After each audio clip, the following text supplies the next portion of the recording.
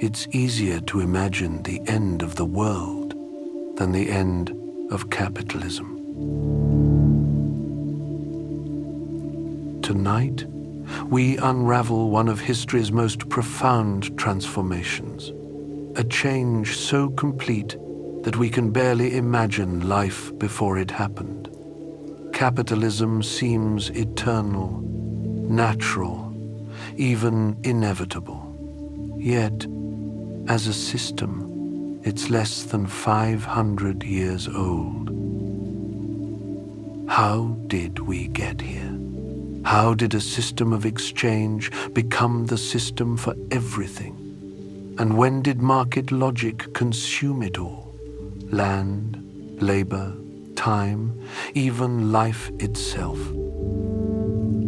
500 years ago, the world ran on entirely different rules.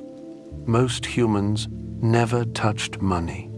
You grew your own food, made your own clothes, and shared common land with your neighbors.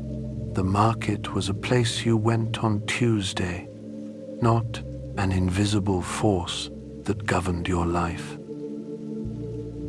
Then, something changed. A new system emerged that would transform not just how things were made, but the very meaning of being human. This is the story of how capitalism went from an experiment in a few European cities to the organizing principle of human civilization. We'll explore how it happened, who resisted, and the moment it became so dominant, we forgot it even had a beginning. Along the way, we'll meet the architects who built this system and those who resisted it, discovering how their struggle created the world we inhabit today. Before we dive in, please take a moment to like and subscribe. It really helps others discover these explorations of history. And let us know in the comments which topics you'd like us to explore next. So, let's now begin to trace the most extraordinary transformation of humanity in our history. This is the story of how capitalism changed the world forever.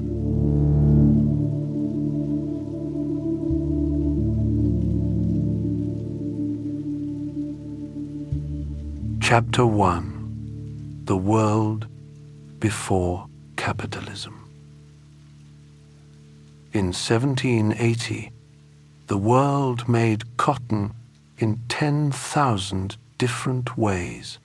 A farmer in Gujarat planted cotton shrubs between his rows of rice, watching the white bolls emerge like small miracles alongside the grain that would feed his family through the monsoon season.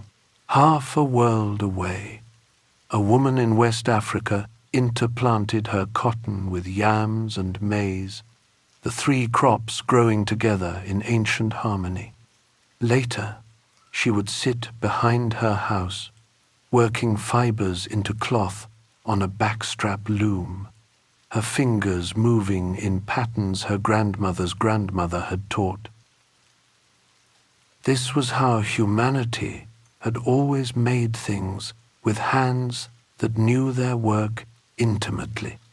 The pace was unhurried, almost meditative. A weaver might use the same loom her great-grandmother had worked, not from poverty, but from a kind of wisdom we've forgotten. These tools had been perfected across centuries until they fit human hands like water fits a cup. The cloth that emerged might travel along trade routes older than written history, but its making remained scaled to the rhythm of seasons and the reach of human arms. Nobody understood this art better than India. For 3,000 years, Indian weavers had been creating textiles so fine that poets struggled to name them.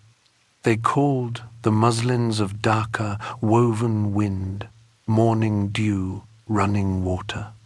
A length of the finest cloth could slip through a wedding ring like silk through fingers. When Marco Polo reached the Coromandel coast, he wrote in wonder about cottons more beautiful than any he'd imagined possible. These weren't mere trade goods, but expressions of civilization itself, serving as currency, diplomatic gifts, declarations of what human hands could achieve when given time and tradition. Yet most Europeans in 1780 had never felt cotton against their skin. They wore scratchy wool from local sheep and stiff linen from flax grown in their own fields, accepting discomfort as they accepted cold winters and coarse bread. They lived under feudalism, where the manor lord owned the land in name, but ownership meant something utterly different from what we know today. Peasants held rights that ran deeper than any charter, rights centered on the commons, those shared spaces that belonged to everyone and no one. The commons were everything.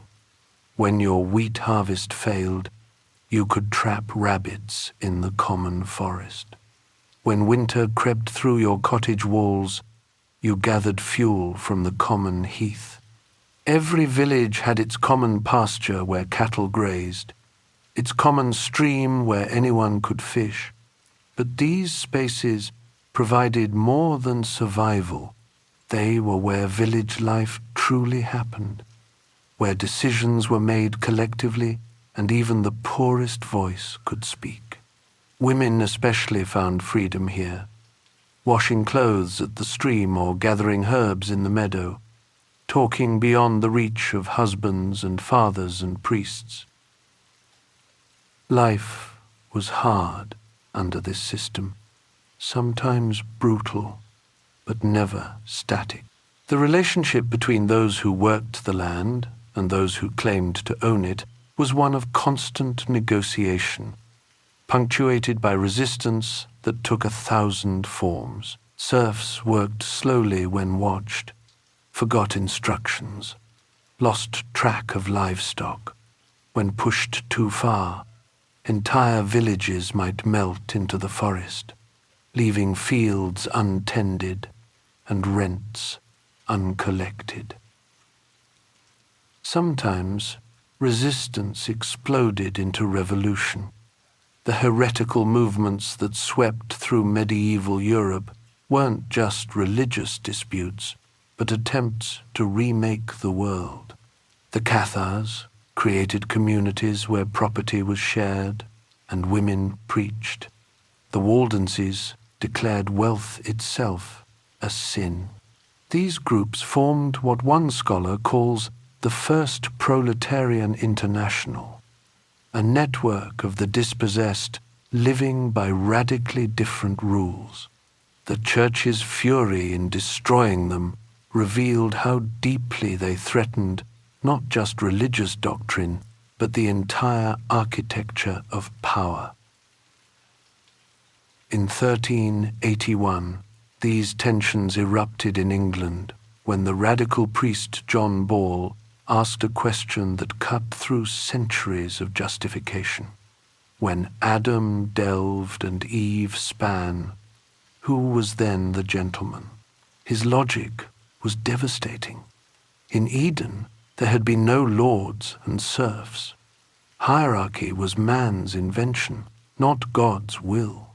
The uprising that followed saw peasant armies march on London, demanding the commons be restored, serfdom abolished, church wealth distributed to the poor.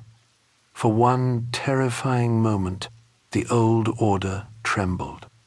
Then came betrayal, execution, the restoration of power through spectacular violence. Yet Ball's vision refused to die.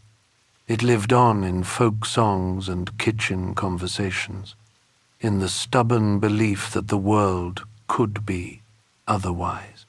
This was the world before capitalism, imperfect, often cruel, but organized around survival rather than profit. The Indian weaver at his loom, the African woman in her garden, the European peasant in his field, all participated in systems that kept communities whole across generations. This world would not surrender quietly. Its destruction would require violence on a scale that still shocks. The commons would be enclosed, their communities scattered like seeds on the wind. Human beings would be transformed into property. Time itself would be carved into units, to be bought and sold. The 10,000 ways of making cotton would be replaced by a single system that wrapped the globe in its iron logic. That system would begin with what historians now call war capitalism, and every thread of its foundation would be dyed in blood.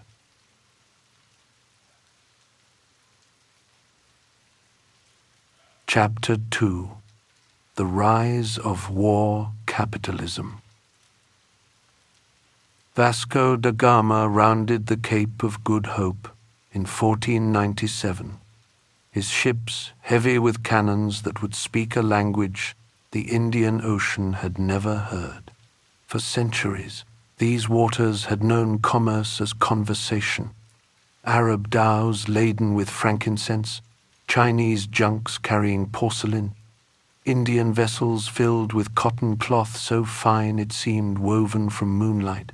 Merchants competed through quality and price, through relationships nurtured across generations like gardens. Da Gama brought something different. He brought the argument of gunpowder. 5 years earlier, Columbus had stumbled upon the Americas while searching for a western route to those same Indian markets. These 2 voyages would reshape the world more profoundly than any emperor's conquest. Together, they launched what the historian Sven Beckert calls war capitalism.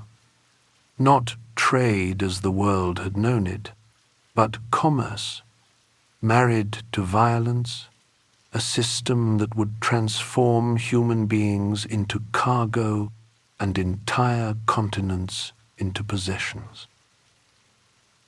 This wasn't some natural evolution of markets finding their level. It was a counter-revolution dressed in the clothes of progress. For more than a century, European peasants had been winning their quiet battles against the nobility. Through patient resistance and occasional revolt, they'd secured higher wages, shorter working days, the right to simply walk away from estates that treated them poorly. By the late 15th century, a common laborer in England ate better than his grandfather had dreamed possible. Lords watched their power drain away like water through cupped hands. The ruling classes understood the crisis perfectly. If European workers demanded too much, they would find new workers elsewhere. If European land wasn't profitable enough, they would take land elsewhere.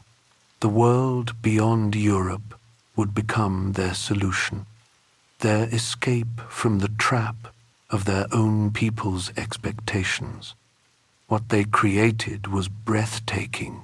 In its calculated brutality, a world split in 2, with law and order at home, pure violence abroad. The Portuguese showed exactly how this would work. European merchants couldn't match Indian textiles or Chinese craftsmanship, but they could blow competing ships to splinters. They established fortified factories, not places where things were made, but militarized compounds where trade happened at cannon point. The Dutch seized Batavia. The British built armed settlements at Surat and Madras. These trading companies were something new under the sun, corporations with armies, businesses that could wage war and sign treaties like nations. Meanwhile, the Spanish conquistadors had found silver in the Americas in quantities that made European kings dizzy with possibility. The mines of Potosi produced wealth that flowed like a river of moonlight across the Atlantic, financing adventures everywhere else. This treasure bought the ships and cannons that forced entry into Asian markets. It purchased the Indian textiles that would become currency for an even darker trade. The theft of American land had created a problem. The indigenous people had died in unimaginable numbers from disease and slaughter. European workers were expensive and unwilling to labor under Killing Sunday. The solution came from Africa, where Portuguese traders had been buying human beings since the 1450s. What began as a trickle became a flood. Over 3 centuries, at least 12 million Africans would cross the Atlantic in chains, packed into ships like goods, though they were people with names and memories and children who would never see them again. A triangle of horror emerged, linking 3 continents in a web that trapped millions. Ships carried Indian cotton to Africa, where cloth had become the currency for purchasing human souls. Those souls were carried to American plantations where they grew sugar that sweetened European tea, tobacco that filled European pipes, and eventually cotton that would feed new machines. The profits flowed back to Europe, funding more ships, more weapons, more misery. The East India Company celebrated this arrangement in dispatches that spoke of supplying textiles for a trade on which the well-being of the British plantations so much depends, as if human suffering were merely a line in a ledger. This was the first truly global economy, and every thread of it was dyed in blood. War capitalism had created something genuinely new, a world where violence wasn't a breakdown of commerce, but its very foundation. The age had begun that would transform not just how things were made and sold, but what it meant to be human in a world where everything, even souls, had become commodities.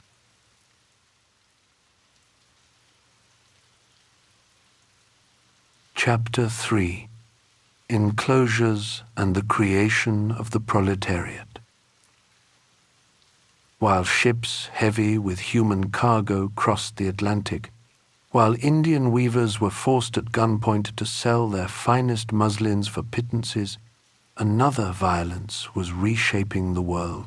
This one moved more quietly, creeping across the English countryside like frost. The hedges went up at night, while villagers slept. Work crews planted hawthorn seedlings in freshly dug ditches, marking lines across fields that had been open for 1,000 years. By morning, the common pasture where everyone's cattle grazed had become private property, belonging to whoever held the newest deed from Parliament. The people who actually worked the land would wake to find themselves trespassers on ground their families had walked for generations. This was happening all across England in the early 1500s. The Enclosure movement, as historians would later call it, was transforming the countryside from a patchwork of common fields and shared resources into a checkerboard of private estates. The writer, Thomas More, watching villages emptied and demolished to make way for sheep pastures, wrote with bitter irony that the sheep had become so great devourers that they eat up and swallow down the very men themselves. More understood what was happening. The lords who owned England's estates had discovered that wool was more profitable than tenants. Flemish textile manufacturers were desperate for English wool, and prices had tripled in a generation. 1,000 sheep required only a shepherd or two, while the same land might support dozens of tenant families who paid modest rents and caused endless trouble with their complaints about repairs and their claims to ancient rights. The economics was straightforward. The people had to go. For rural families, the enclosures meant the end of a way of life that stretched back to Saxon times. The commons had never been wasteland, as the landlords claimed. They were the difference between survival and starvation. Your cow grazed on the common pasture. Your pigs rooted in the common wood. You cut turf from the common bog for winter fuel. You caught rabbits on the common heath when harvests were thin. Without these resources, a family couldn't survive on wages alone, even if there were wages to be had. The historian W.G. Hoskins would later call this process the Great Plunder, and the name fits. Between 1500 and 1600, about a quarter of England's land was enclosed. Whole villages disappeared. Where once stood clusters of cottages surrounded by strips of cultivated land, now stretched empty sheep runs. The people who had lived there scattered to the roads, becoming what the authorities called vagabonds and masterless men, dangerous precisely because they belonged to no one and nowhere. Resistance flared wherever enclosures appeared. Levelling the hedges became the most common form of protest in Tudor England. Villagers would gather after dark to fill in the ditches, uproot the hawthorn, and throw open the land again. Sometimes the resistance grew larger. In 1549, 16,000 rebels gathered in Norfolk under Robert Kett, a landowner who had turned against his own class. They camped on Mousehold Heath above Norwich and issued demands that from henceforth no man shall enclose any more. They wanted all bondmen made free. They wanted the commons restored. The rebellion lasted 2 months. The rebels defeated a royal army and captured Norwich, England's second-largest city. It took foreign mercenaries and artillery to finally crush them. Kett was hanged from Norwich Castle walls, his body left in chains as a warning to others who might challenge the new order. But the enclosures continued. By 1700, they had transformed England from a nation of peasant farmers into a nation of wage workers. The state played a crucial role in this transformation. Parliament passed what became known as the Bloody Laws, legislation that turned poverty itself into a crime. Under Henry VIII, vagabonds were branded with hot irons on their first arrest, enslaved on their second, and hanged on their third. Thousands died on the gallows for the crime of being without work in a world that had taken away their means of working for themselves. new institutions emerged to discipline this displaced population. Workhouses and houses of correction spread across England and then continental Europe. These were essentially prisons where the poor were forced to work for their bread, spinning thread or picking oakum or breaking stones. The message was clear. You would work for wages on whatever terms were offered, or you would be forced to work for nothing at all. The enclosures broke more than economic relationships. They destroyed the social fabric of rural life. The commons had been where May Day was celebrated, where harvest festivals brought villages together, where young people met and courted. Their loss created what the scholar Silvia Federici calls a social enclosure, the dissolution of the bonds that had held communities together through good times and bad. Women experienced this transformation in particularly harsh ways.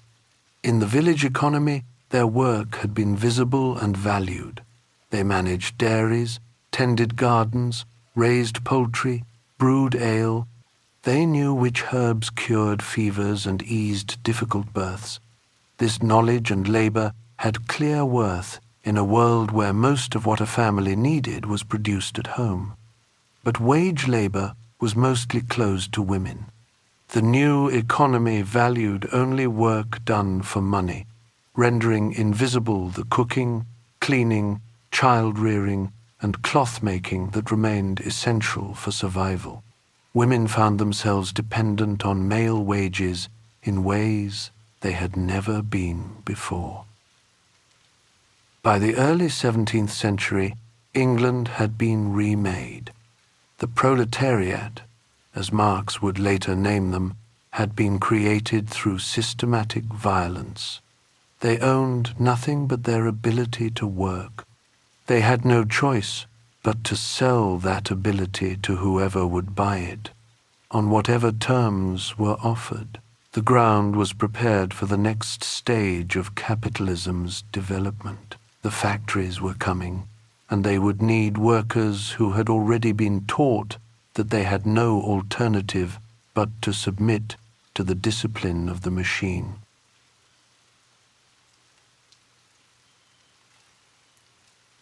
Chapter 4: The Great Witch Hunt and the War on Women. The same violence that drove peasants from their commons found another target. As enclosures destroyed the economic independence of rural communities, a parallel assault began on the women who had sustained those communities through their knowledge and labor. The fires that would consume hundreds of thousands of women across Europe started burning in earnest around 1580, just as capitalism needed to transform not only how people worked, but how they reproduced. The emerging capitalist system required more than enclosed land and masterless men forced to sell their labor. It needed those men to be born, fed, clothed, and cared for day after day, generation after generation. This vast work of creating and maintaining human beings had always been women's domain, performed within networks of mutual aid that gave women considerable autonomy and social power. Such independence could not be tolerated in a system that needed to control every aspect of production, including the production of workers themselves. The witch hunts were capitalism's solution to this problem. By terrorizing women into submission, by destroying their networks of knowledge and mutual support, by redefining their bodies as property of church and state, the hunts created what Silvia Federici calls the modern patriarchy.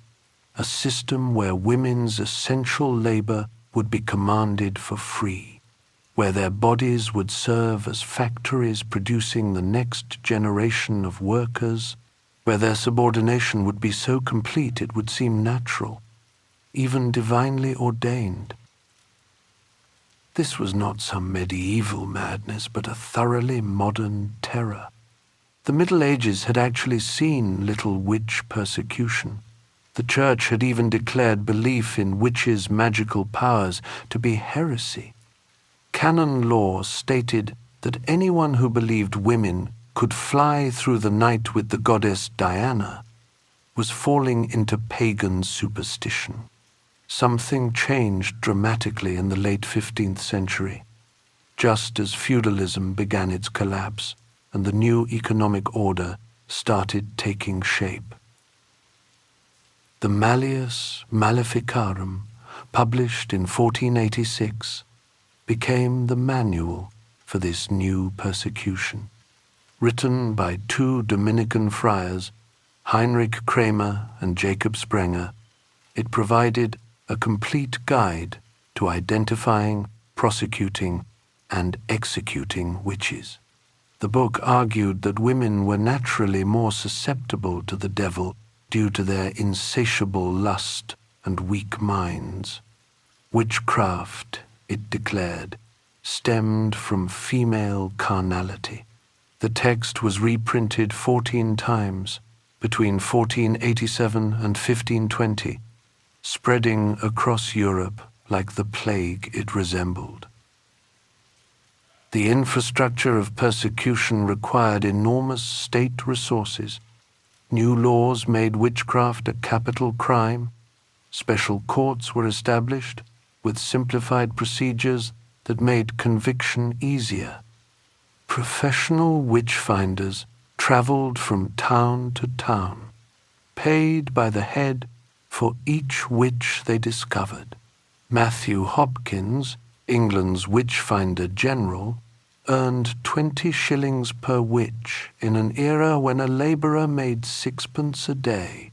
This required, as one historian notes, much official organization and administration. Both Protestant and Catholic states participated with equal enthusiasm. The specific charges revealed what authorities truly feared. The papal bull of 1484, Summis Desiderantes, focused obsessively on reproduction. It accused witches of destroying the offspring of women, of hindering men from generating and women from conceiving. They supposedly caused cattle to miscarry, crops to fail, and milk to sour. But always, the emphasis returned to controlling birth and death, to women's power over reproduction. Midwives faced particular danger. They knew which herbs prevented pregnancy, which eased difficult births, which ended unwanted pregnancies. This knowledge, accumulated over centuries and passed from mother to daughter, was now redefined as commerce with the devil. A midwife in Germany was burned for showing women how to control their fertility. Another in Scotland was executed for easing the pains of childbirth, violating God's curse that women should bring forth children in sorrow. Europe was experiencing a demographic catastrophe. Wars, plagues, and famines had decimated the population. Labor was scarce and therefore expensive. The emerging capitalist class needed workers desperately, and the state had decided that women's bodies would provide them. Contraception became a capital crime. Abortion was punished by death. Even remarriage for widows was discouraged. The womb, as Federici writes, became public territory, controlled by men and the state. Women who had once managed their own reproduction were transformed into breeding machines for the new economy. The hunt simultaneously destroyed women's role in medicine. For centuries, women had been the primary healers in rural communities. They possessed empirical knowledge of herbs and treatments tested over generations. The emerging profession of male physicians saw them as competition. By eliminating female healers as witches, the medical establishment erected what one scholar calls a wall of unchallengeable scientific knowledge. Women were excluded from universities, from medical guilds, from formal practice. Their traditional remedies were dismissed as superstition at best, diabolic at worst. Beyond the economic motivations lay a deeper terror of female autonomy. The witch embodied everything the new order feared in women. She was the scold who talked back to her husband. She was the widow living alone without male supervision. She was the woman who refused to remarry, who controlled her own property, who gathered with other women to gossip and laugh. The trials forced women to testify against their neighbors, shattering the networks of mutual aid that had sustained them through hard times. The confessions extracted under torture painted a revealing picture. Witches supposedly gathered at the Sabbat, a nocturnal assembly where they feasted and danced and copulated with demons. They inverted every social norm, placing pleasure before duty, night before day, women before men. These fantasies reflected real memories of peasant gatherings where communities planned resistance, celebrated harvests, and momentarily escaped the grinding discipline of work. By demonizing such gatherings, authorities criminalized any collective joy that might threaten the new capitalist order. The witch hunts ended by the late 17th century, their purpose achieved. Women's medical knowledge had been expropriated or destroyed. Their control over reproduction had been broken. Their social networks had been shattered. The new ideal woman was emerging, silent, obedient, confined to the home, her labor invisible and unpaid, yet absolutely essential. She would reproduce the workforce, maintain the household, and provide emotional support, all without wages, all without recognition. The witches were gone, but the system that burned them was just beginning its long domination of the world.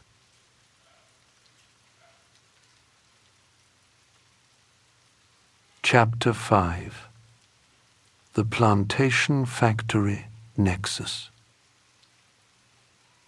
The fires had done their work. By 1700, women across Europe had been terrorized into a new kind of submission. Their bodies transformed into machines for producing workers, their labor made invisible and unpaid. But capitalism's hunger was only beginning. The system that had enclosed the commons and burned the witches now turned its attention to a grander project mechanizing production itself. And for that, it would need to perfect the most brutal labor system the world had ever known. The connection revealed itself first in the cotton mills of Manchester. By 1790, the new spinning frames could process cotton faster than human hands had ever managed. The jenny, the water frame, the mule. These inventions transformed raw fiber into thread at speeds that seemed miraculous. But they created a crisis. The machines were hungry, and traditional suppliers in the Ottoman Empire and West Indies couldn't grow enough cotton to feed them. The Industrial Revolution threatened to stall before it had truly begun. The solution came from across the Atlantic. The newly independent United States possessed something Europe lacked: seemingly endless land taken from native peoples. Between 1790 and 1820, American settlers seized millions of acres from the Creek, Cherokee, and Choctaw nations, transforming ancient hunting grounds into cotton fields. This stolen land would become the Cotton Kingdom, stretching from Georgia to Texas. Eli Whitney's cotton gin, invented in 1793, made this transformation possible. Before the gin, separating seeds from cotton fiber took a full day to process a single pound. Whitney's machine could clean 50 pounds in the same time. Suddenly, short staple cotton, which grew readily in the American interior, became profitable. A cotton rush swept the South. Production exploded from 1.5 million pounds in 1790 to over 167 million by 1820.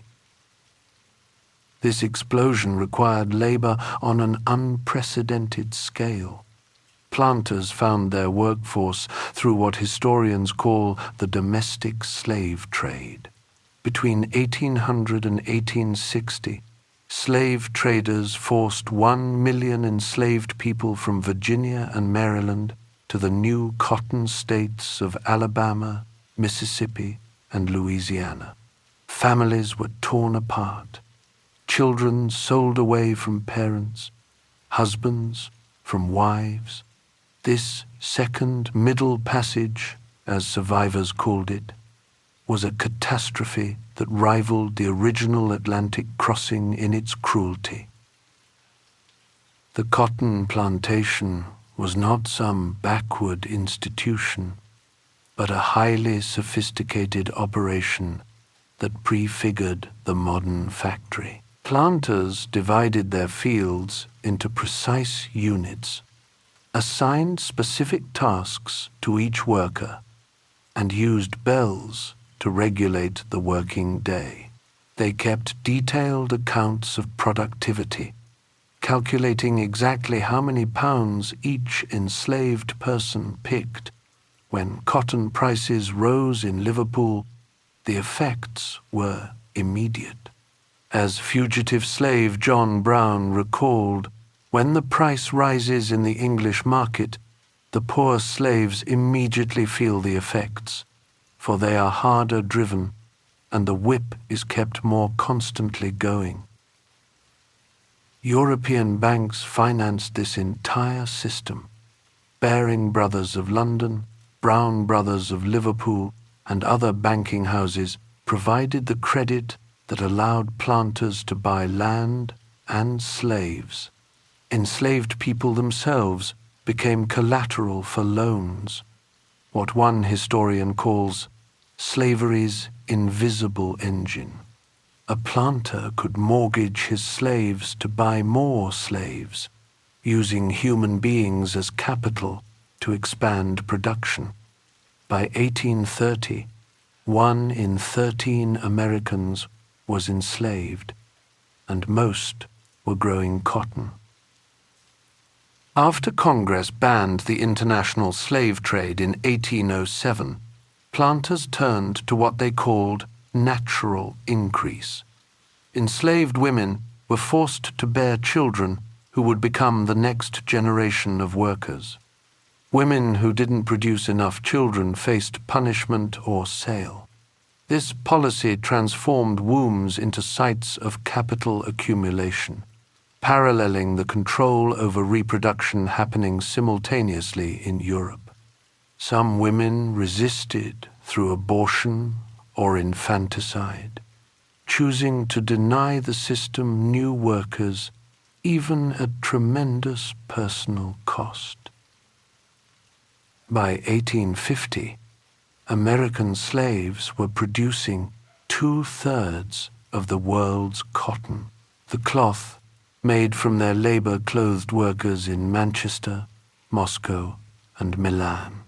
The profits from their toil built railroads, funded factories, and underwrote the insurance companies and banks that still dominate global finance.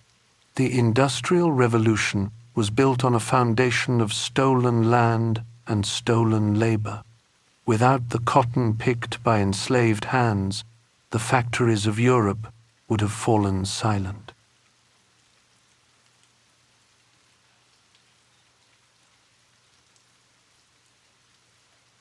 Chapter 6: The Great Transformation. The Rise of the Factory System. While enslaved people picked cotton under the Mississippi sun, something was stirring in the damp valleys of northern England. In cottage after cottage, weavers worked their looms by candlelight, throwing the shuttle back and forth in a rhythm as old as civilization itself. John Kay, a weaver from Lancashire, grew tired of this ancient dance.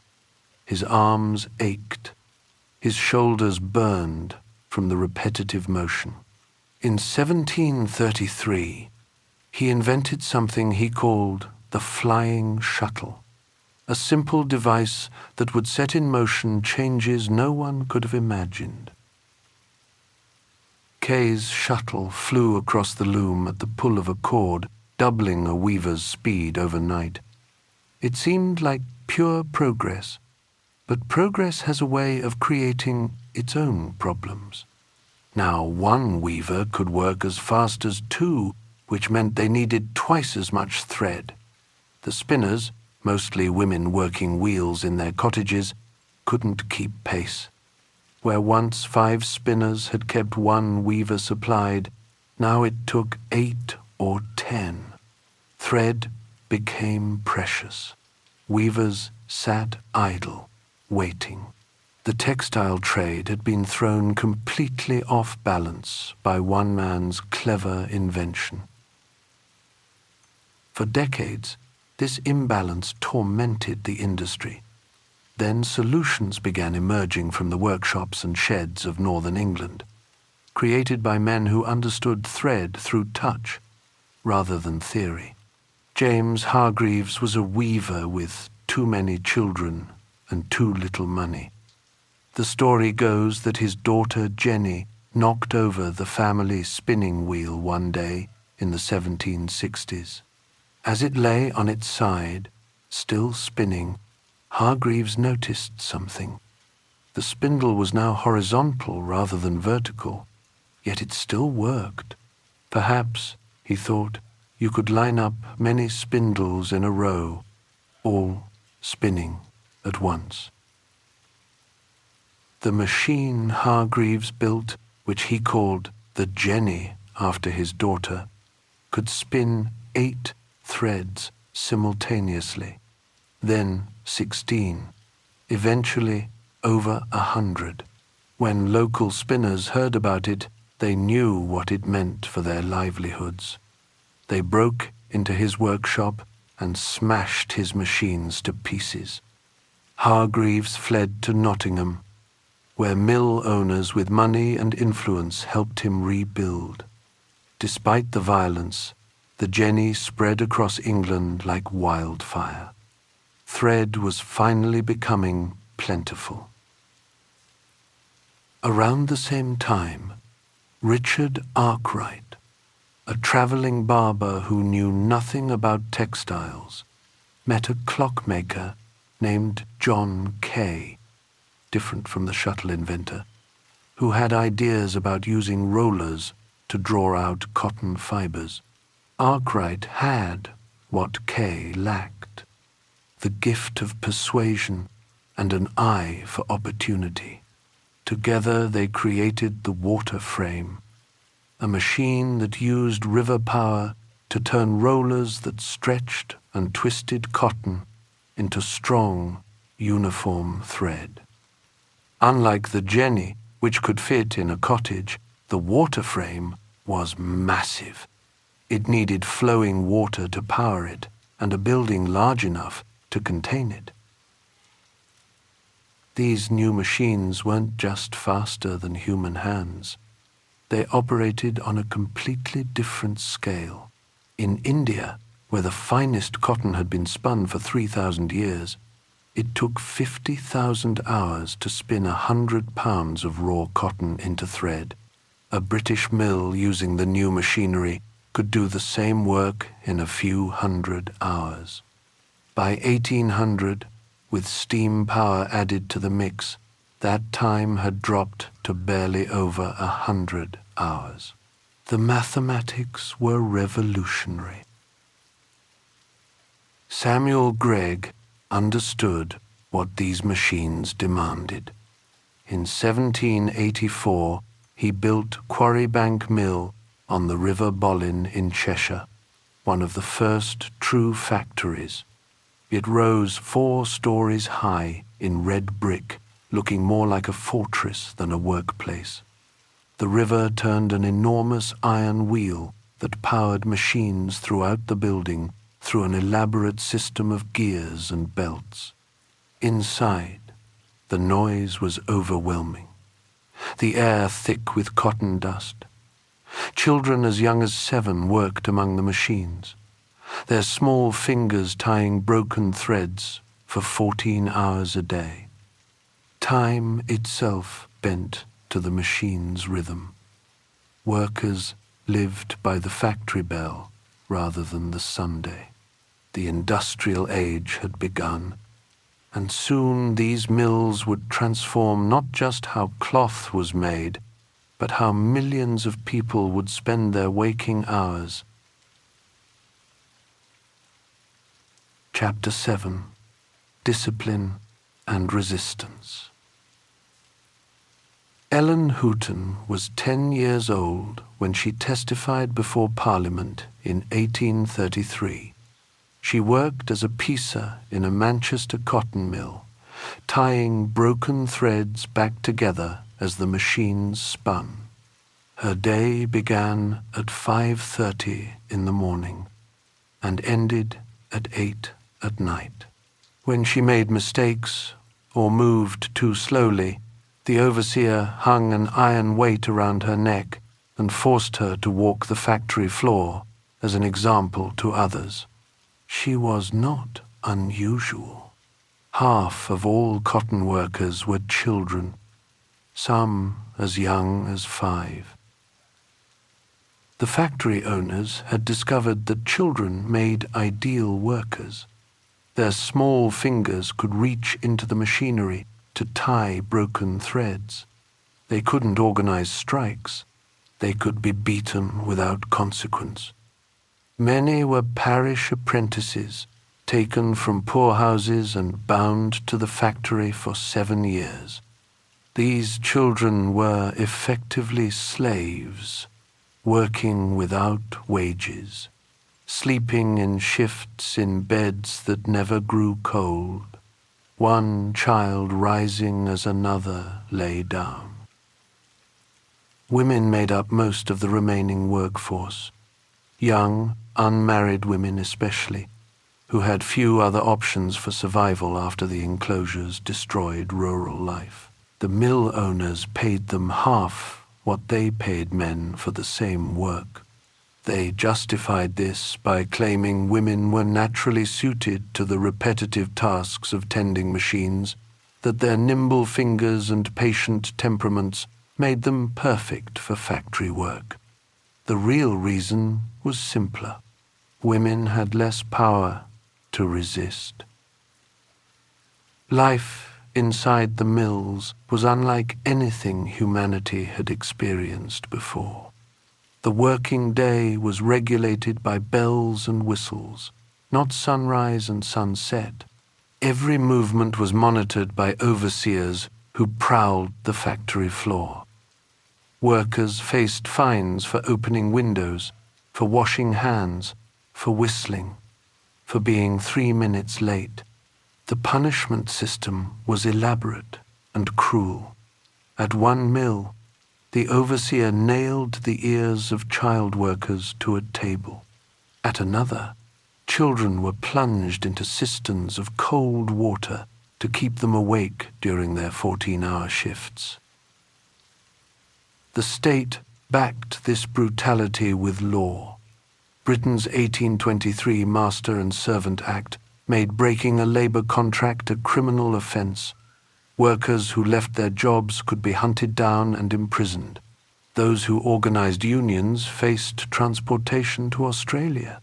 The message was clear. The proletariat would submit to factory discipline or face the full force of state violence. This new system created what Silvia Federici calls the patriarchy of the wage.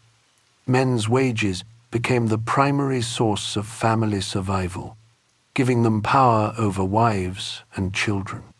Women's work in the home, cooking, cleaning, raising children, was redefined as non-work, natural female duty rather than labor-deserving compensation.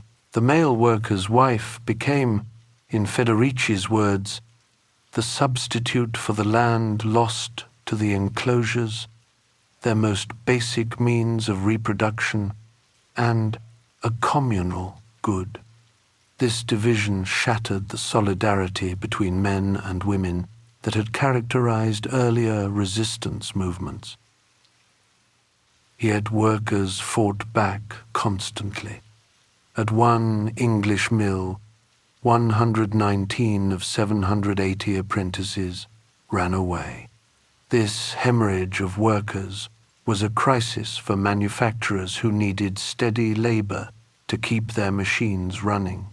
When individual resistance failed, workers turned to collective action.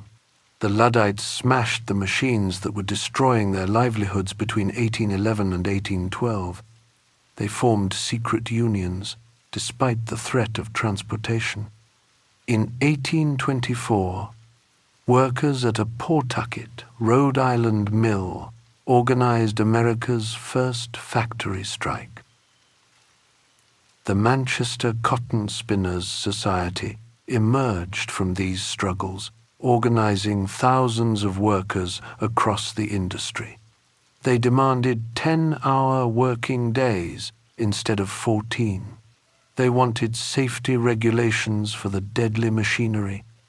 They fought for the right to open windows in the suffocating mills. Every gain was won through strikes, demonstrations, and the threat of shutting down production. The making of the modern proletariat was not a smooth process, but a running battle that continues to this day.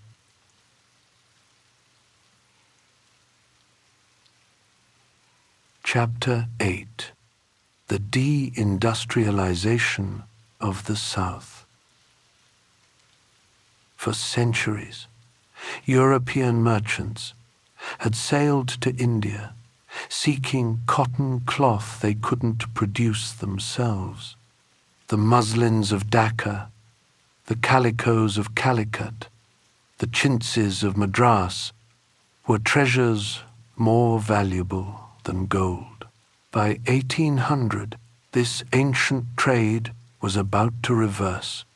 The machines of Manchester would destroy in decades what Indian weavers had built over millennia. The transformation happened with stunning speed. British cotton exports to Europe increased more than 20-fold between 1780 and 1805. The new machine-spun yarn was coarser than Indian thread, the cloth rougher than Indian weaves, but it was cheap, incredibly, impossibly cheap. A piece of cloth that took an Indian weaver weeks to complete could be produced by British machines in hours. India bore the brunt of this assault. Between 1800 and 1810, cloth exports from Bengal to Britain fell by over 75%. The direction of trade reversed entirely. Where India had once clothed Europe, now Europe clothed India. By the 1830s, British cotton goods flooded Indian markets, selling for less than local weavers could afford to buy raw cotton. Entire communities of artisans faced starvation. A British colonial report from 1874 described the devastation with clinical detachment. The importation of cheap machine-made piece goods has in many parts driven the native spinners and weavers altogether out of the market, and many have had to take to working on the roads or have been engaged as farm laborers. Generations of accumulated skill, centuries of craft knowledge, vanished in a single generation. This wasn't simply market competition.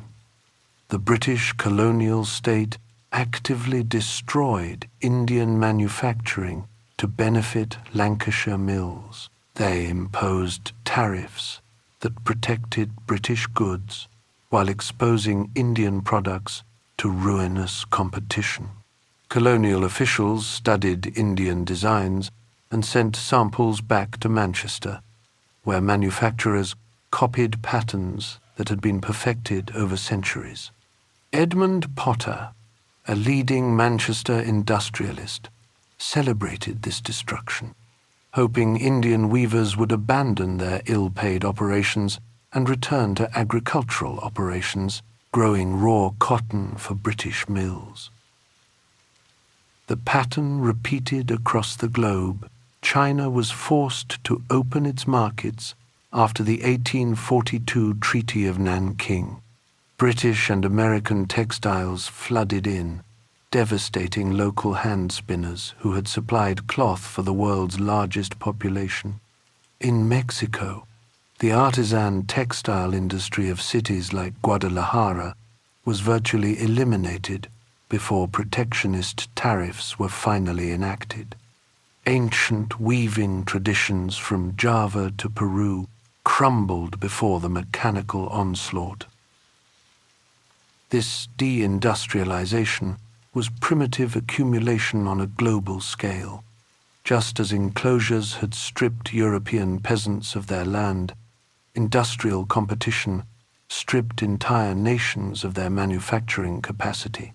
Regions that had produced sophisticated goods for centuries were transformed into suppliers of raw materials. India, which had clothed the world, was reduced to growing cotton for British factories. China, which had pioneered countless technologies, became a market for Western machinery. The transformation created what we now call the Global South, a vast periphery dependent on an industrial core. Local economies that had been largely self-sufficient became trapped in relationships of permanent dependency. They sold raw materials at prices set in London and bought manufactured goods at prices they couldn't control. This was underdevelopment being systematically created. The inequalities established during this period persist today. Nations that were deindustrialized in the 19th century remain primarily exporters of raw materials in the 21st. The wealth extracted during those decades of destruction funded Europe's railways, its universities, its cultural institutions. The poverty created by that extraction still defines life for billions. The empire of cotton had remade the world, and the world has never recovered.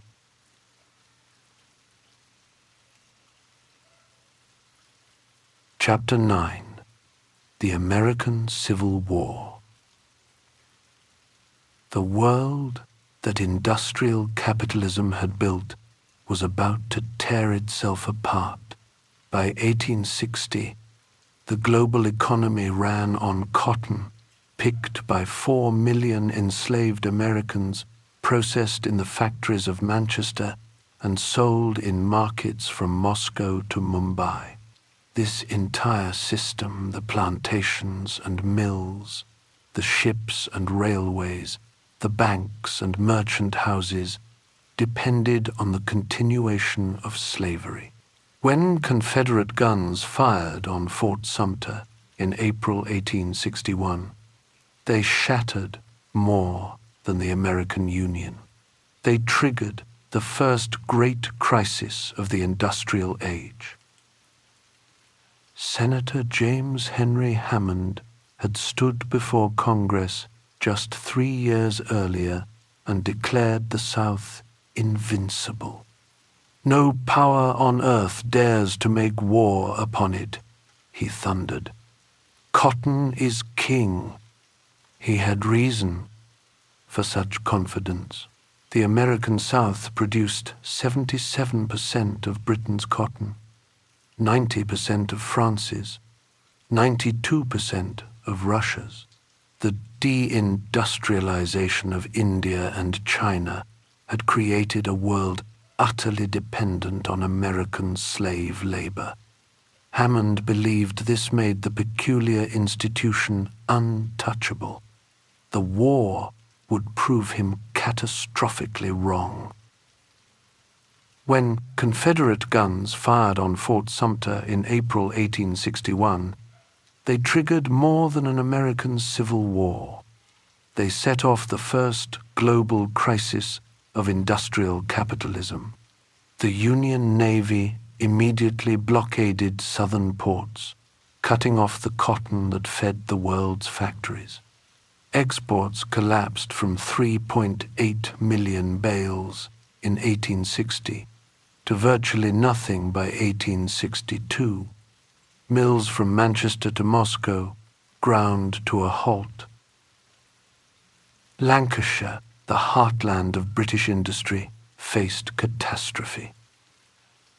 By 1863, a quarter of its population was unemployed.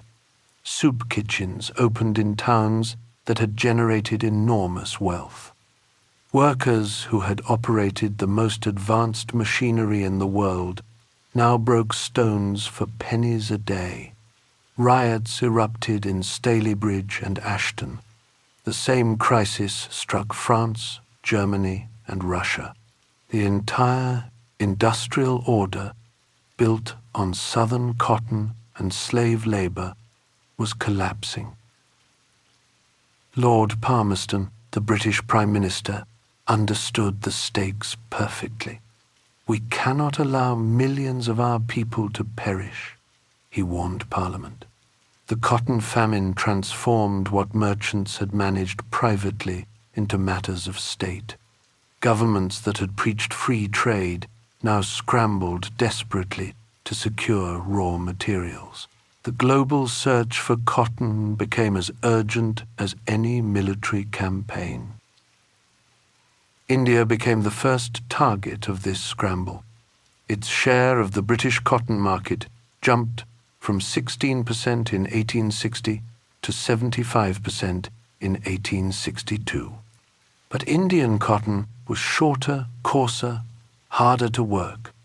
More importantly, Indian peasants grew cotton alongside food crops for local markets.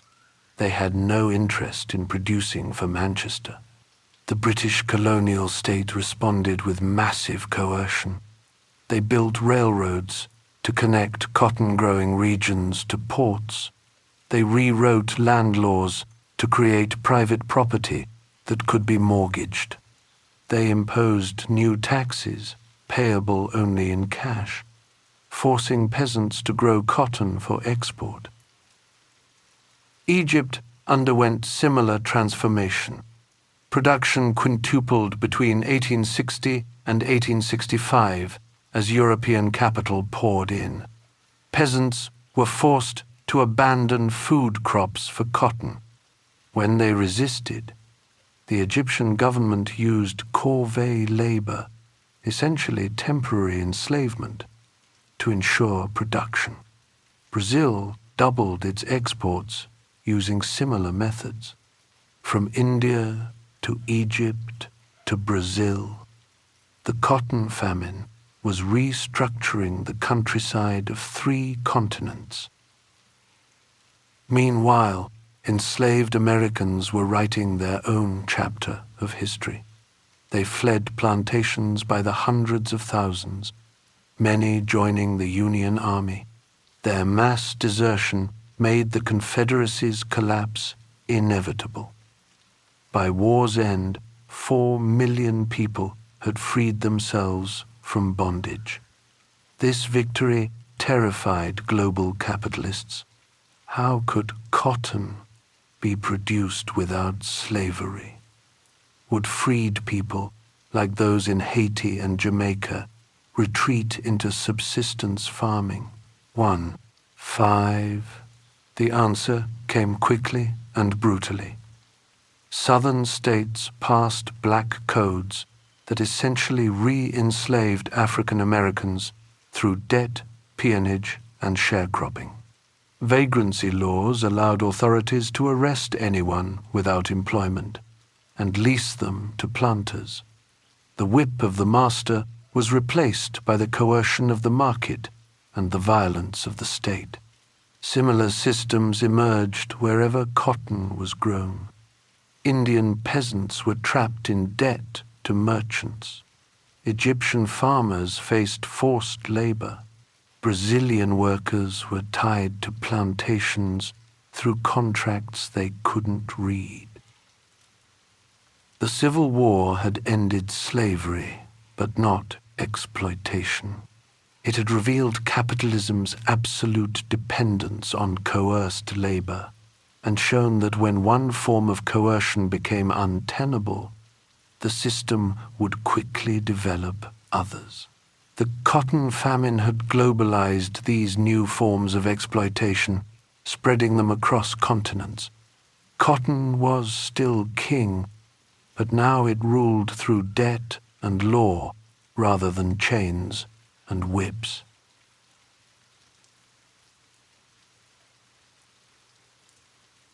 Chapter 10.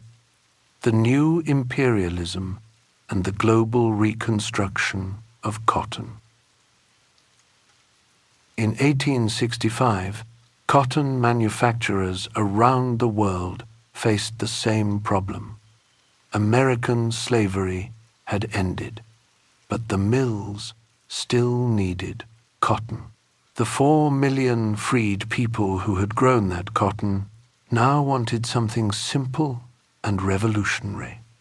They wanted land of their own. 40 acres and a mule, they said. Payment for centuries of unpaid labor. It was a reasonable request. It was also one that neither southern planters nor northern industrialists could afford to grant. What emerged instead was sharecropping, a system that looked like freedom but functioned like bondage. A freed family would work a plot of land, keeping half the crop while giving half to the landowner. It seemed fair enough at first glance. Families could work at their own pace without overseers watching their every move. They could keep gardens, raise chickens, maintain some dignity, but the mathematics of sharecropping were designed to fail. Everything the sharecropper needed came from the landowner or the local merchant, often the same person. Seeds, tools, food to last until harvest, all provided on credit at interest rates that would make a modern payday lender blush. The merchant would place a lien on the future crop, meaning the cotton belonged to him before it was even planted. A good year might let a family break even. A bad year meant deeper debt. Most years were bad years. The system required enforcement, and the South provided it abundantly. Black codes restricted where African Americans could live and work. Vagrancy laws made unemployment a crime punishable by forced labor. Between 1880 and 1930, over 3,000 African Americans were lynched, many for the crime of being too successful, of accumulating property that whites believed should be theirs. The violence was simply the cost of doing business in the Cotton South. European powers watched this American experiment carefully. The cotton famine had taught them a harsh lesson about depending on a single source for crucial raw materials. They needed their own cotton lands, under their own control. The scramble for Africa, already underway, accelerated dramatically. Britain took Egypt and Sudan. France claimed vast stretches of West Africa. Germany seized territories in East Africa. Belgium turned the Congo into what one observer called a vast plantation. The British Cotton Growing Association, founded in 1902, coordinated this global project. Manchester manufacturers and Liverpool merchants pooled resources to transform colonial territories into cotton suppliers. They brought in experts, funded agricultural stations, and pressured colonial governments to prioritize cotton above all else. One German economist put it bluntly: growing colonial cotton was the only way to escape American rape of the market. The transformation of these territories followed a predictable pattern. First came the railways, pushing from coastal ports deep into the interior. The railroad to Kamgaon in central India opened up what administrators called one of the very finest cotton fields in India. Telegraph lines followed the rails, connecting remote growing regions to the cotton exchanges of Liverpool and New York. After the transatlantic cable was completed in 1866, price changes in Manchester reached Indian villages within hours. Colonial administrators then rewrote the rules of rural life. They imposed private property where land had been held communally for centuries. They created land registries and title deeds, documents that could be mortgaged when crops failed. They introduced taxes that had to be paid in cash, not crops, forcing peasants to grow cotton to earn money. They established courts that enforced contracts with imprisonment, giving merchants unprecedented power over farmers. When legal mechanisms proved insufficient, colonial states used direct coercion. In the Belgian Congo, cotton cultivation became mandatory. Each village received a production quota. Those who failed to meet it faced the shikot, a whip made from hippopotamus hide that could strip flesh from bone. In French West Africa, administrators could imprison anyone for 15 days without trial under the indigenat system. They used this power liberally during planting and harvest seasons. European trading companies penetrated deep into rural areas that had never seen white faces before. Firms like Switzerland's Volkart brothers built cotton gins and warehouses in Indian villages. Japanese corporations established buying stations across China. These companies offered credit before planting season. advances that had to be repaid in cotton at prices the companies set. Local merchants, who had managed this trade for generations, found themselves reduced to agents of foreign firms or driven out entirely. By 1900, the Reconstruction was complete. Cotton prices set in Liverpool and New York futures markets reached the remotest villages within hours. Peasants in India, farmers in Egypt, sharecroppers in Mississippi, all found their lives governed by numbers on distant exchanges. The empire of cotton had been rebuilt without slavery, but coercion remained its foundation.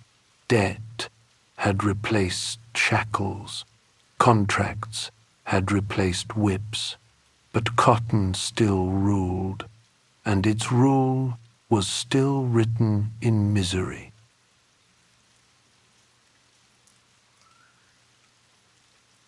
Chapter 11. The Return of the Global South. By 1900, something unexpected was happening in the world of cotton. The industry that Britain had dominated for a century was beginning to slip away, not through conquest or revolution, but through the slow, steady pressure of economics. British workers had fought for decades to win decent wages and bearable hours. They'd succeeded. Mill workers in Manchester now earned more in a week than their grandparents had seen in a month. But every victory for workers was a problem for owners, who watched their profits shrink as wages rose. The Amalgamated Spinners Association had become one of Britain's most powerful unions, negotiating contracts that captured real gains for its members. In Germany, spinners' wages rose 53% between 1865 and 1913. Workers had won the 8-hour day, safety regulations, restrictions on child labor. These victories, hard won through strikes and struggle, made European textiles more expensive to produce. Mill owners began looking elsewhere, searching for workers who couldn't yet demand such rights. They found them in Japan. In 1880, Japan had just 8,000 cotton spindles. By 1930, it had 7 million. The transformation was breathtaking in its speed and ruthless in its methods. The Japanese state imported British machinery and British experts, but it didn't import British labor laws. As one observer noted, Japanese mills enjoyed perfect immunity from restrictive factory legislation. The workforce that powered this industrial miracle consisted almost entirely of young women recruited from impoverished farming villages. Company agents would arrive in rural areas, promising good wages and respectable work. The reality was different. These women lived in company dormitories, surrounded by high walls and barbed wire. They worked 12-hour shifts, alternating between day and night shifts weekly. They couldn't leave without permission. They couldn't marry without approval. Many never saw their wages, which were sent directly to their fathers. The Times of London reported with a mixture of admiration and alarm that Japanese workers put in 120 hours per week compared to Lancashire's maximum of 48. This wasn't efficiency. It was exploitation on a scale that Europe hadn't seen since the early days of the Industrial Revolution. By 1927, Japanese textiles were displacing British goods across Asia. Lancashire mill owners watched helplessly as markets they'd controlled for a century vanished. India. the great victim of British deindustrialization, began its own cotton renaissance. In Ahmedabad, local merchants who had grown rich during the American Civil War, cotton boom, started building mills. These men had been squeezed out of the raw cotton trade by European firms with better access to credit and shipping. They turned to manufacturing instead. By 1918, Ahmedabad had 51 mills employing 35,000 workers. The Indian mill owners had advantages their British competitors lacked. Their workers, drawn from the vast population impoverished by a century of colonial rule, would accept wages that British workers would riot over. The deindustrialization that had destroyed India's traditional textile industry had created millions of desperate people with no alternative to factory work. These new proletarians, as Marx would have called them, had been produced by the same process of dispossession that had created England's working class, but compressed into decades rather than centuries. Brazil followed a similar path after abolishing slavery in 1888. The end of slavery weakened the old planter elite who had dominated Brazilian politics. A new industrial class emerged, demanding and receiving protective tariffs that kept out foreign textiles. Brazilian mills sprouted in Sao Paulo and Rio de Janeiro, staffed by immigrants from Europe and freed slaves from the countryside. Everywhere this new industrialization occurred, it was women who bore the burden. In Japan, in India, in Brazil, young women made up the majority of textile workers. Patriarchal family structures meant their labor was cheap. Authoritarian governments ensured their resistance was futile. They were the new engine of global capitalism, their bodies disciplined to the rhythm of machines, their wages a fraction of what men earned, their struggles invisible to history. By 1930, the geography of cotton had shifted decisively. The global South, which had been forced to supply raw materials to northern factories, was building factories of its own. The empire of cotton was coming full circle, returning to the regions that had created it millennia before. But this wasn't a restoration. It was a new form of the same old exploitation, now truly global in scope.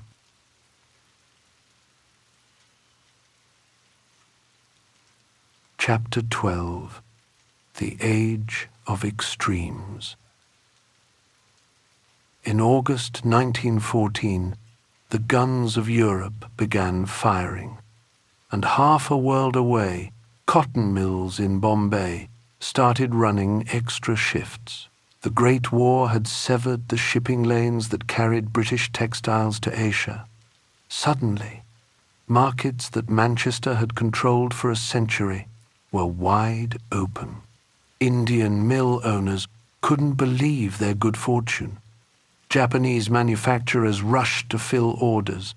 Chinese entrepreneurs borrowed frantically to build new factories. The war meant death in European trenches.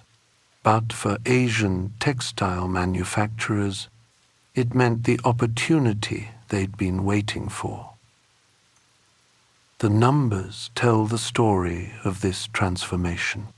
Between 1913 and 1931, while Britain and Germany lost spindles, China's spinning capacity grew by 297%. Mills sprouted along the Yangtze River and around Shanghai. Indian production doubled. Japanese exports flooded into markets from Indonesia to East Africa. territories that had bought British cloth for generations. The war had lasted 4 years, but that was long enough for Asian manufacturers to establish themselves as serious competitors. When peace came in 1918, British manufacturers expected their markets to return. They were wrong. The war had exhausted Britain financially and spiritually. The empire that had seemed eternal in 1900 now looked fragile. More importantly, Asian consumers had discovered that Indian and Japanese textiles were often better suited to their needs than British cloth. Local manufacturers understood local preferences.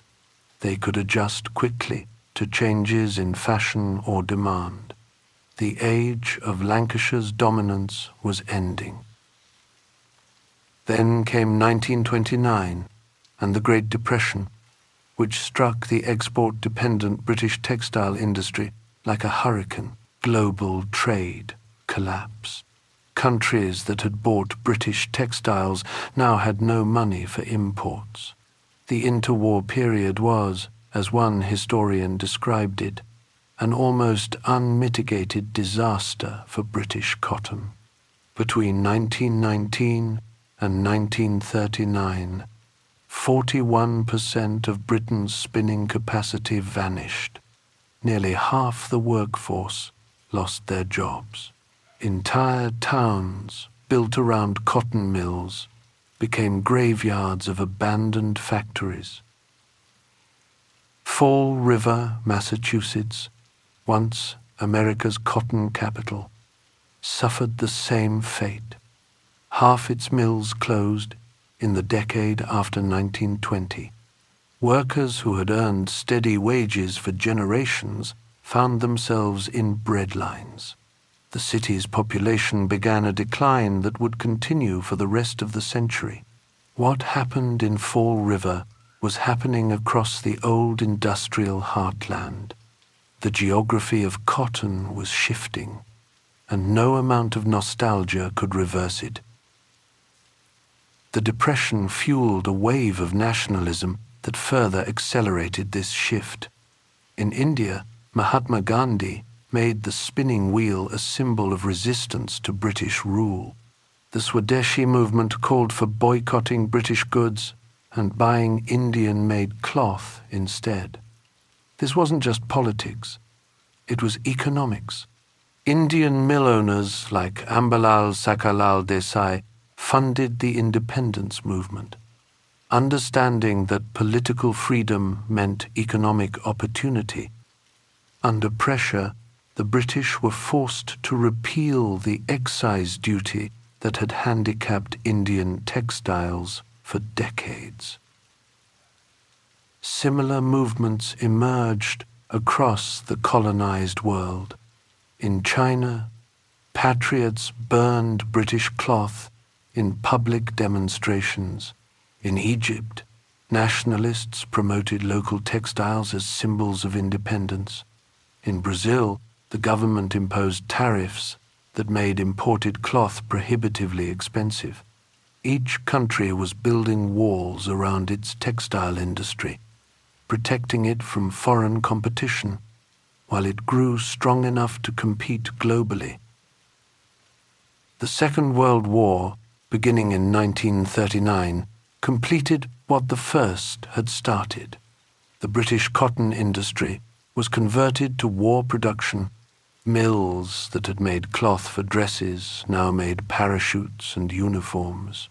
When the war ended in 1945, these mills found their machinery obsolete and their markets gone forever. Asian manufacturers had spent the war years consolidating their dominance. There would be no comeback for Lancashire. This period of war and depression was more than just economic disruption. It was what scholars call a phase of capitalist restructuring, a violent reordering of the global economy. The crises destroyed old patterns of production and trade, creating space for new ones to emerge. Millions of people were displaced, their traditional livelihoods destroyed, forcing them into factories in Bombay or Shanghai or Sao Paulo. The violence of 2 world wars and a global depression had shifted the center of textile production back to where it had begun centuries before. By 1950, the empire of cotton had a new map. Britain, which had clothed the world, now imported textiles. The United States, once a major exporter, focused on its domestic market. The future belonged to Asia, to countries that had been colonies when the century began. The wheel had turned full circle, but this return brought no restoration of what had been. Instead, it brought new forms of exploitation, new patterns of inequality, new struggles between workers and owners that would define the next chapter of capitalism's global story.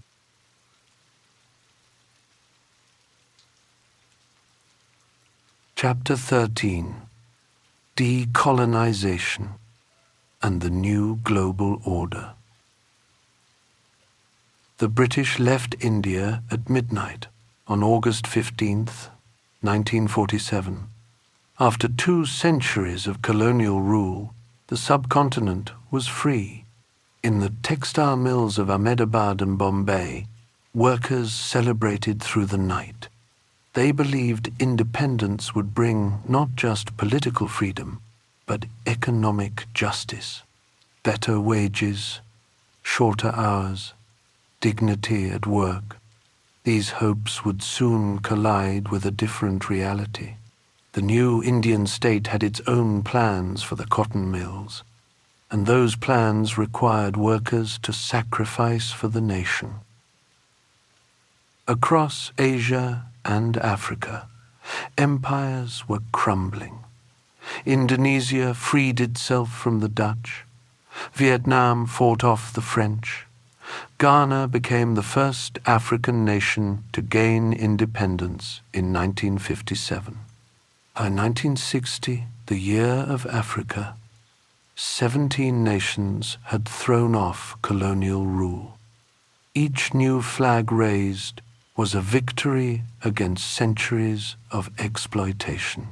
Yet, as one historian notes, decolonization became perhaps the single most significant event in the history of 20th century capitalism, not because it ended capitalism, but because it transformed it. The leaders of these new nations faced an immediate problem. Political independence meant little without economic strength. Prime Minister Nehru of India, President Nasser of Egypt, Chairman Mao of China, all understood that real sovereignty required industrial power. They'd seen how Britain had used its textile mills to dominate the world. Now they would build their own mills, their own path to prosperity. The strategy they chose was import substitution. Build factories at home, protect them with high tariffs, and stop depending on foreign goods. India's approach was typical. Nehru, influenced by industrialists like Purushottamdas Thakurdas, who had funded the independence movement, launched 5-year plans modeled partly on Soviet examples. The state poured resources into textile production. Mills received subsidized credit, protected markets, and guaranteed profits. By 1960, India was producing more cloth than it had at any point under British rule. The mills of Bombay ran 3 shifts a day, their smokestacks marking India's arrival as an industrial power. Egypt followed a similar path under Gamal Abdel Nasser. In the 1960s, he nationalized the cotton industry, turning private mills into state enterprises. The Missa Spinning and Weaving Company became one of the largest textile operations in the world, employing tens of thousands of workers. NASA promised that industrialization would make Egypt the Japan of the Middle East. Cotton, which had enriched foreign merchants for centuries, would now build Egyptian socialism. China's transformation was the most dramatic. After the Communist Revolution of 1949, the state seized all textile mills. Private ownership ended overnight. The new government launched a massive expansion, building hundreds of new factories. By 1957, just 8 years after the revolution, China had become the world's third largest cotton manufacturer, producing 2.5 times more yarn than the United Kingdom. The mills that had once enriched Shanghai's capitalists now served the People's Republic. Yet for the workers in these mills, liberation often meant simply a change of masters. The new states, desperate to accumulate capital and catch up with the West, often proved harsher than the colonial authorities they'd replaced. In India, independent unions were crushed when they threatened production targets. In Egypt, strikes were banned as counter-revolutionary. In China, workers who failed to meet quotas faced public humiliation or worse. The tools of colonial control, as one scholar notes, were deployed with even greater radicalism by the new national states.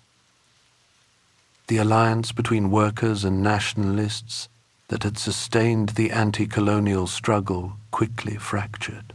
During the independence movements, mill workers had been heroes of the nation, their strikes against foreign owners celebrated as patriotic resistance. After independence, those same strikes were condemned as sabotage. The state that workers had fought to create now demanded their submission. Building the nation required sacrifice, leaders explained, and workers must bear their share. Meanwhile, the old cotton centers of Europe and New England continued their terminal decline. Britain, which had once produced enough textiles to clothe half the world, now imported cotton goods from its former colonies. The mills of Lancashire stood empty, their windows broken, their machinery sold for scrap. American textile towns like Lowell and Fall River became museums of industrial archaeology. The empire of cotton had shifted decisively back to the global south. By 1970, the transformation was complete. Asia produced more textiles than Europe and America combined. The new post-colonial states had succeeded in building their national industries, but the workers in these industries found themselves trapped in familiar patterns. Long hours, low wages, dangerous conditions, authoritarian management. The flag flying over the factory had changed, but life on the shop floor remained much the same. Capitalism had survived decolonization by adapting to it, and the empire of cotton continued its reign under new management.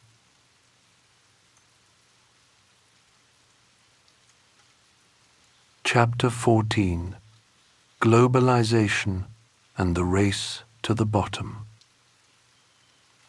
In 1963, the Liverpool Cotton Association held an auction, not for cotton, but for its own furniture. Desks where global prices had been set, chairs where fortunes had been made, filing cabinets that held the records of an empire. Everything had to go.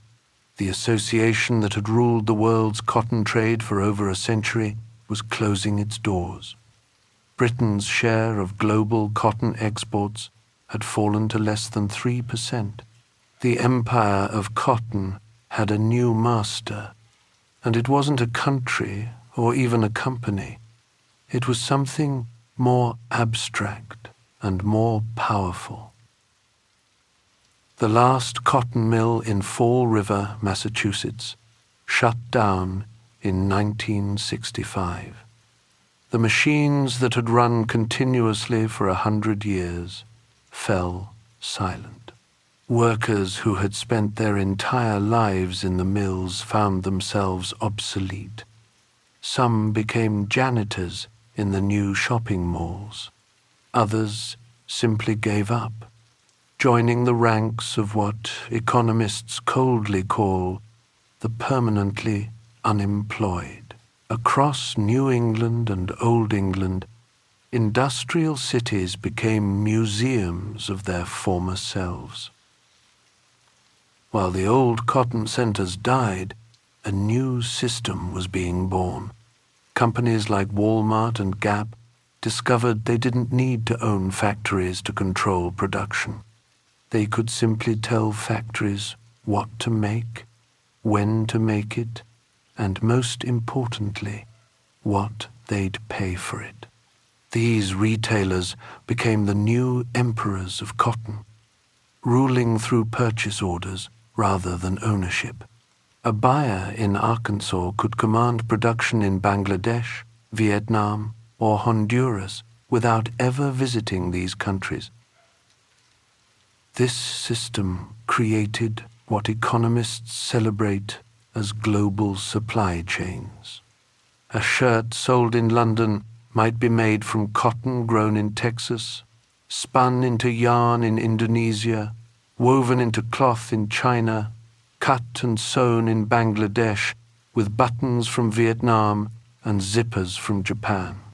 Each step happened wherever labor was cheapest and regulations weakest.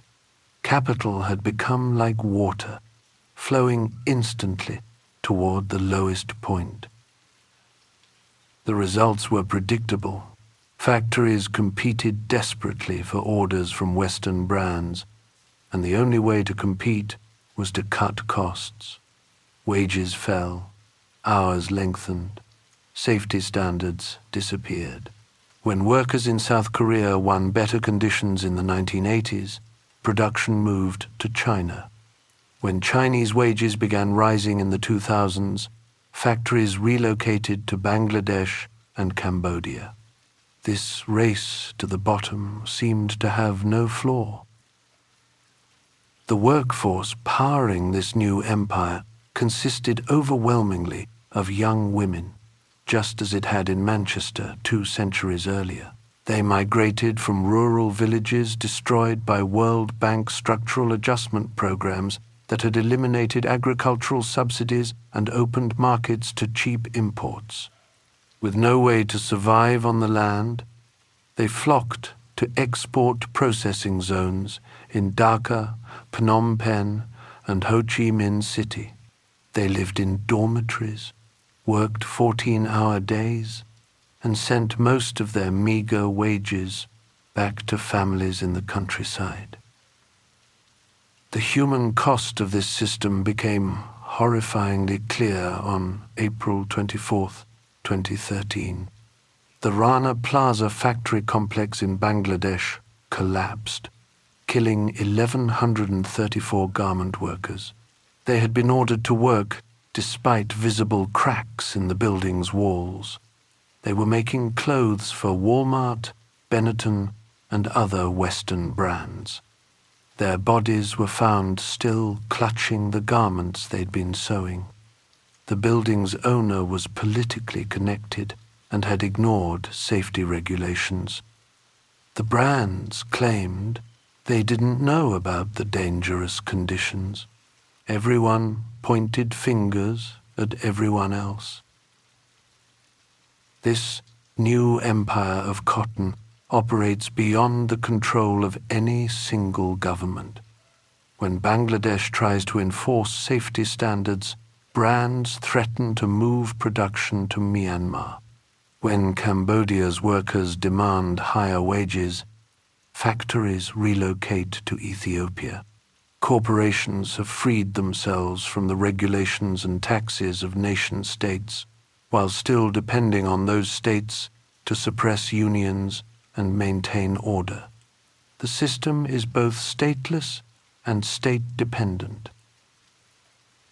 American cotton farmers still receive massive government subsidies, $35 billion between 1995 and 2010, allowing them to sell cotton below the cost of production.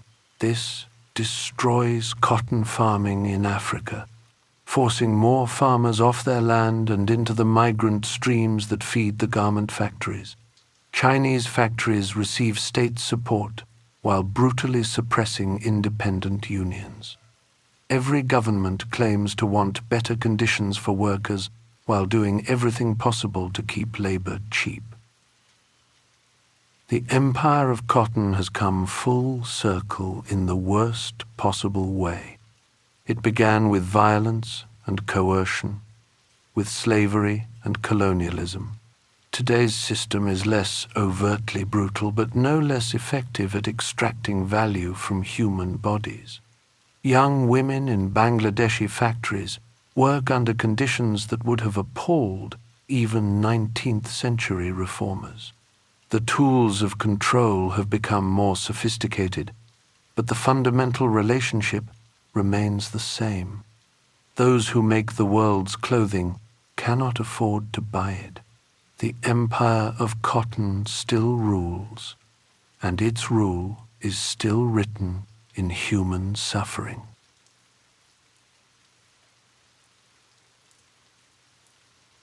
Chapter 15. The Future of Capitalism. The empire of cotton has ruled for 500 years. It began with the enclosure of English commons and the enslavement of African peoples. It created the factory system and the modern working class.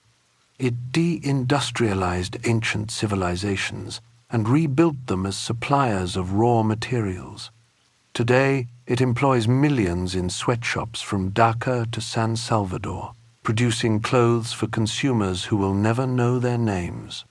This empire has generated extraordinary wealth and extraordinary misery, often in the same moment, always from the same process.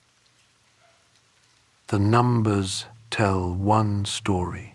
In the 1950s, a Chinese farming family needed 60 days of labor to produce their basic clothing for a year. Today, an American family spends the equivalent of 8 days' wages on a wardrobe that would have astounded royalty a century ago. Capitalism has unleashed productive forces beyond anything our ancestors could have imagined. The question has never been whether the system can produce goods. The question has always been who controls that production and who benefits from it. Cotton farmers in Benin make about $1 a day, growing the crop that clothes the world. Meanwhile, American cotton businesses received $35 billion in government subsidies between 1995 and 2010.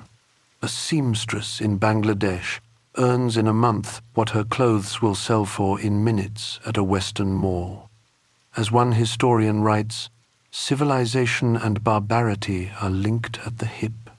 The abundance capitalism creates has always depended on the poverty it simultaneously produces. But there's another story running through these 5 centuries, a story of resistance that began the moment the first hedge went up around the first common field, when English peasants tore down enclosures in the 1500s, when enslaved Africans burned cotton fields in the 1800s, when Lawrence mill workers struck in 1912, when Bangladeshi garment workers walked out in 2013, they were all fighting the same fight, not just for better wages or shorter hours, but for control over their own lives. Silvia Federici calls this the struggle to reclaim the commons, not just the literal commons of shared land, but the deeper commons of human solidarity and mutual aid.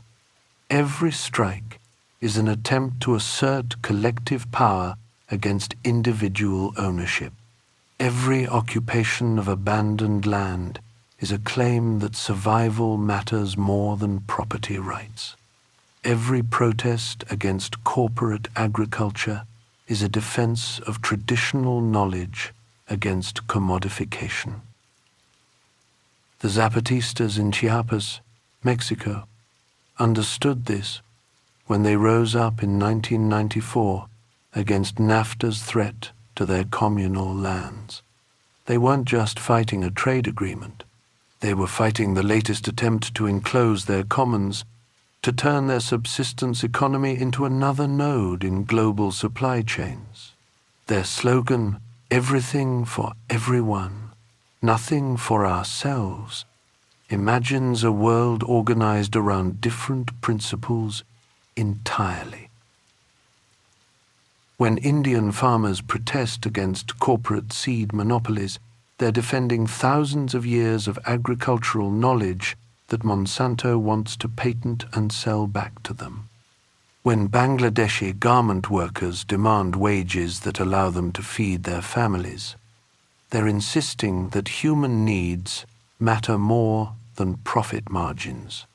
When indigenous communities fight pipeline construction through their territories, they're asserting that some things shouldn't be for sale. These struggles are happening everywhere, though we rarely connect them. The fight against water privatization in Bolivia, the occupation of abandoned buildings by homeless families in Brazil, the community gardens spreading through Detroit's abandoned lots, the cooperative factories run by workers in Argentina, each represents an attempt to create spaces outside the logic of the market, to build what some scholars call economies of life against economies of accumulation. Women remain at the center of these struggles, as they have been since the witch hunts. They fight for reproductive rights against states that want to control their bodies. They demand recognition and payment for the care work that makes all other work possible. They organize community kitchens in poor neighborhoods, create informal networks of mutual support, maintain the social bonds that capitalism constantly tries to break. The empire of cotton shows us that capitalism exists in what scholars call a state of permanent revolution. Its rules and geography are constantly being remade through struggle. 500 years ago, no one could have imagined that the entire world would be reorganized around wage, labor, and commodity production. Today, it's equally hard to imagine it organized any other way. But the history we've traced shows that what seems permanent is actually contingent. What seems natural is actually enforced. The future isn't written.